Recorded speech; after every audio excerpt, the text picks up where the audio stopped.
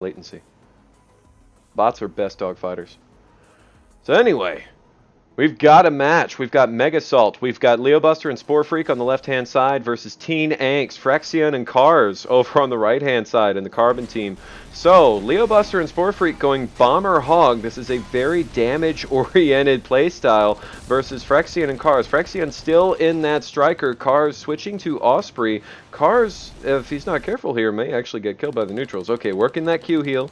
Is going to make it happen. Frexion, sticking with that offensive style, is going to try and pull out any infantry he can and just upset and disrupt this green team as much as he can. Almost getting taken out, but leaves just in the nick of time. Fortunately, none of the neutral anti-air is flak, so he is able to fly across the map over all of those anti-air units and outrun most of those missiles. sporefreak is going to try and return the favor. He does a quick scout and is going to just start dropping bombs into that tight clump of carbon units, and because it's damage over time, anything that's clustered together is going to be especially vulnerable. So you can see how Frexion is scattering a lot of these tanks specifically to protect them from those bomber bombs. So now Liobuster is going to focus his attention on the north side. He's not going to emphasize this bottom outpost. So this is a little bit of a deviation from the norm. Most of these teams so far in this tournament have been focused solely on the bottom outpost and that bottom, essentially mid-fight, but there is no middle to fight over there. So now, since Liobuster is focused so much on the top, he has, if he can bring more units in here, if he can start getting some damage in here and neutralize that post, green team could get a good stranglehold on that top outpost and have an upkeep advantage over carbon. And now that air-to-air fire from the Warthog, he's lobbing those poison rounds. He can definitely snuff that Osprey out with the air-to-air, especially with a little bit of extra help from his friends. sporefreak, with 3 flackers as well, that's going to be pretty effective. Frexion's still using the sword and shield, trying to kill as many green units as he can. Now, because they haven't been pressing their advantage in these units up in the top, they've lost most of the ground to ground. So this is starting to, it's not going to look so bueno there if they don't bring anything else there or give any support. So this is turning into the classic bottom-fed mid-fight. But sporefreak and Liobuster both taking a lot of damage. Because they are both damage mechs, you see Carbon focusing on anti-air, much the same way that Happy Death did before. With A Timothy / Pavement Man / Australia person who's not actually in Australia because now they're Denmark. You've got a strong focus on anti-air so that you can cripple and disable the other team's units. Because if you can't micro your units, then they're going to do stupid stuff without you, or nothing at all, even worse. So Liobuster may get taken out here. His generator is down. He needs to Q heal, so he does. Now, since Warthog's got such a big health pool, that Q heal really is not all that great for Hog. It's a lot better for more fragile airmechs in this game. So there is some skirmishing up here, but neither team is fully committing to taking the top outpost. Carbon team is going all in for the bottom. Green team is clustering up to try and counter this.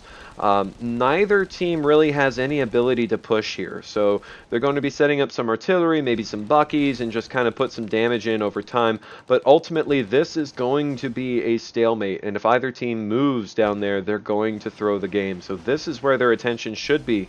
They need to get infantry over here. Liobuster's captured this outpost, needs to get and pump tanks out here so that he can actually support this. Now, he's did a good job ferrying his generator up close. That means so long as he's over top of his outpost, he will be regenerating faster, both health and energy. And it's going to be as if his outpost has infinite energy. That's going to help him out immeasurably. sporefreak helping him out a little bit, ferrying some units forward. k4rs and Frexion starting to get the sense that this is starting to slip out of their grasp, so they're ferrying back a little bit, trying to just put as much player damage in on Liobuster as they can. And so there's a good overshield on those units, and they're starting to ferry from the bottom. But now that green team owns the top, Liobuster finally getting taken down, getting a little bit too brave there. sporefreak is getting a little bit braver here. Green team, now that they have top, they have an upkeep advantage, they have an income advantage.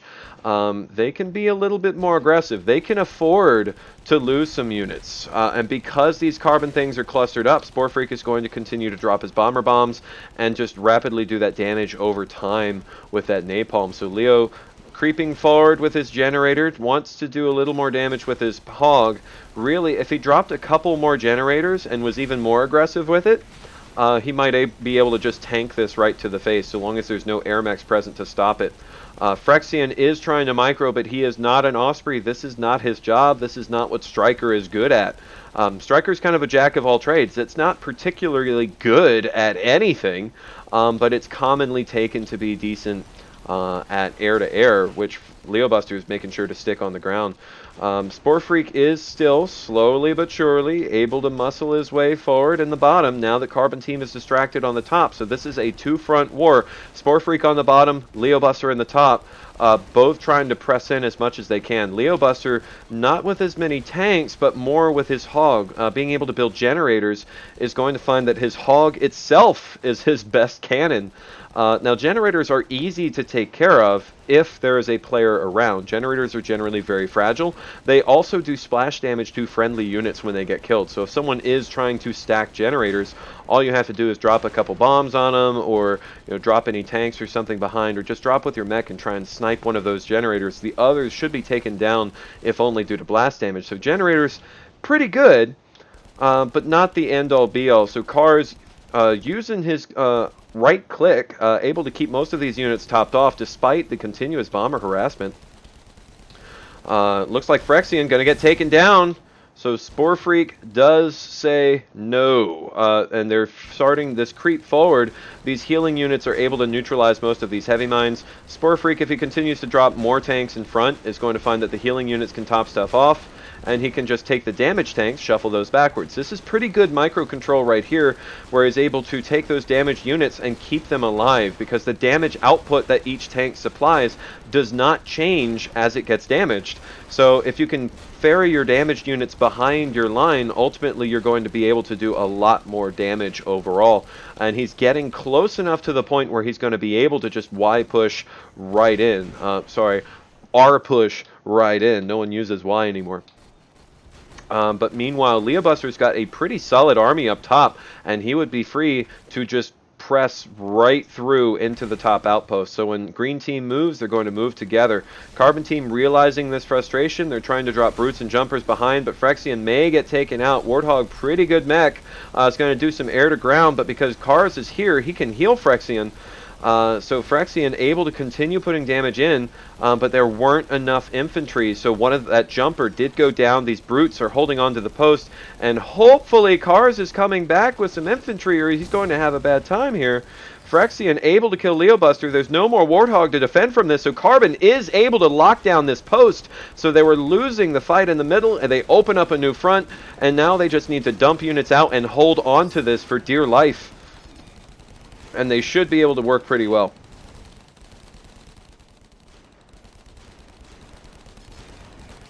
Can't see their build queue. Can't see their upkeep. Interesting. I wonder where these toggles are. Aha! There we go. Now I can see everything.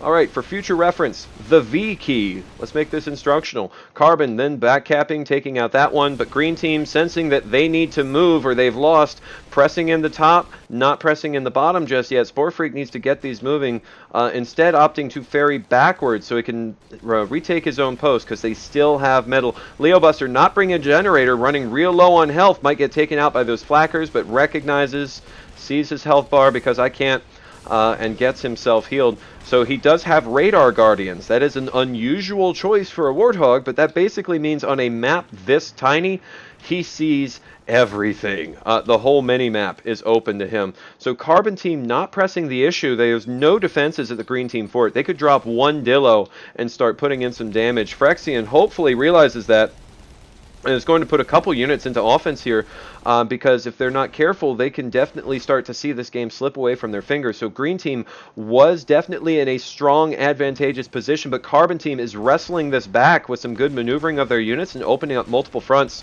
Frexion can drop down, take out a couple more tanks. Meanwhile, k4rs is running the defense. He's trying to take out any of these offensive units. Now, Carbon should plant a lunchbox if they're at all able. That will keep their fort topped off, and this regular chip damage coming from sporefreak's drops will not hurt them as much. Sporefreak is going to try and neutralize these units, because if he does knock out this couple of tanks, there is nothing to stop him from taking the top either. Fortunately, Frexion does recognize that he does need to be attacking this fort, so he's starting to drop gangsters. Unfortunately, he's dropping them on C rather than T, so they are getting distracted by these infantry and not doing nearly as much damage as they could be doing. Sporefreak needs to drop some units on the defense here. He's trying to play some tank Tetris. Really, you'd prefer to drop your tanks in front of the gangsters so that the ones that are on T will be focusing on the tanks and that damage will be blocked, because that is a lot of damage that's coming in.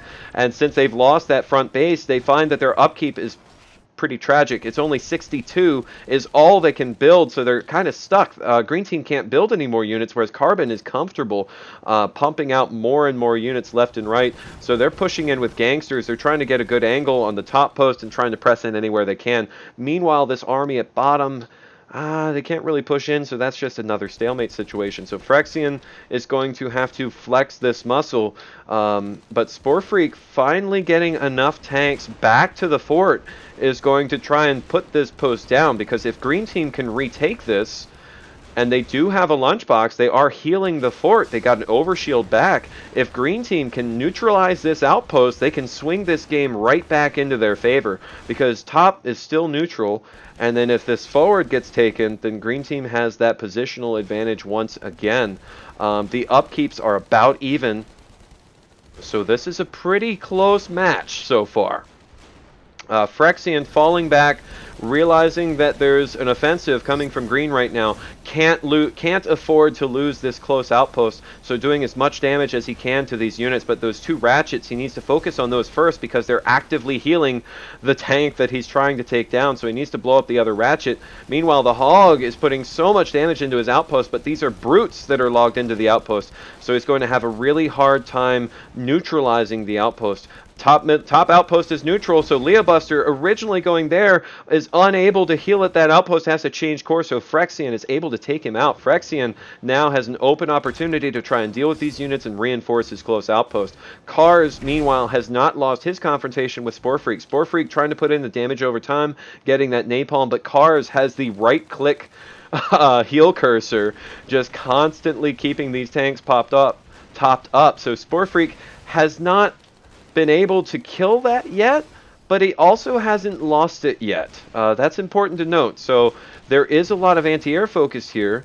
He's losing a couple tanks here and there, but Sporefreak should be able to slowly but surely out DPS k4rs here, because that outpost has got no energy on it. k4rs himself is running low. There's no generators to be seen, so this damage output over time is starving the Osprey, and these tanks from the green team are going to have good supply lines that are going to be restocked just fine. So really, oh no, Liobuster getting taken down. So it looks like Frexion going to be able to recapture this post. Frexion going to be able to capture the middle. Carbon team going to have a firm advantage in this game, is going to push into a giant green blob that everyone in this game has forgotten about, including the green team that controls this blob. Pushing forward with a couple zippers. Excellent decision. That covers all the heavy mines. So if this were a big pile of heavy mines, all of those disappear. So that's why he's pushing with the zippers, is to ensure that he can't lose his entire tank army to heavy mines. So that's genius. Takes out the heavy mine on the choke. Otherwise, he would lose about 3 tanks and a flacker right there. So that preserves a lot of his units. So putting the pressure right here on this front outpost, but not putting them on stop. He is migrating out of view of the green team. Green team needs to shuffle their units back around here, but they're not giving them any orders. So they're just going to link back up with the main crew. But that outpost is still low on energy, so Sporefreak getting the kill. Liobuster might also be able to get a kill, but there's too much anti-air, and he didn't pop his ultimate quite soon enough. Did it just the last second, but maybe due to latency was unable to put on that Warthog overshield. So otherwise, Liobuster would have been able to get this. Sporefreak needs to be careful. Frexion might get taken down here. He's got no cover. He's got no energy, so gets out DPS. The post is so starved. They have no generator. They have no nothing, and they don't have the close outpost either. Green team has a nice army. What they could do is either push back or push forward, seeing as Carbon has invested all of their units into this push. So Green Team has a pretty ripe opportunity here to take this game back. So long as they don't own these outposts, they're going to be at a disadvantage. So they need to at least neutralize those and potentially recapture them. And they have the army to do it. They outnumber Carbon's units all over the map except for this one outpost, which sporefreak, even though outnumbered, has been able to hold on to with his bomber bombs, keeping this fight neutral. But Frexion is not going to let go. Frexion trying his best to continue backdropping. Now, Green Team really needs to spread these units out, if only for defense, because they'll find themselves continually outmaneuvered here in this fight for that front outpost. Frexion whipping out his sword and shield. There's not a whole lot of anti-air for the Carbon units, but there's not a whole lot of energy on that post, and it's not even his post, so almost gets taken down, but the Warthog not quite got the bloodthirstiness to follow him down. So Liobuster going to attack that top outpost, but there's no infantry follow-up. Carbon unit count is starting to heavily outweigh the Green Team. Because this Green Team outpost keeps going neutral, their maximum upkeep is 24. Neither of these players are building units. We've got 80,000 credits and 50,000 credits. All they have to do is use their army to capture some territory, and this game is theirs to lose, but because sporefreak is so good at holding on to this. Frexion pushing a couple of zippers, checking for heavy mines. There aren't any. Goes ahead, pushes all the heavy units behind there, so even if there were mines, they would not be able to do anything. Trying to just go for the throat since he's been unable to hold on to his other outposts. If the sporefreak is able to take down this army with that massive area of effect damage from the bomber, they could win this, but the damage is real and too much. So what we find is that Teen Angst takes this match from Megasalt, but this is a best of 3. So we're not done yet. They will have a chance to redeem themselves. But GG either way. Holy crap, that was good. I am pleased. I am pleased with his outcome.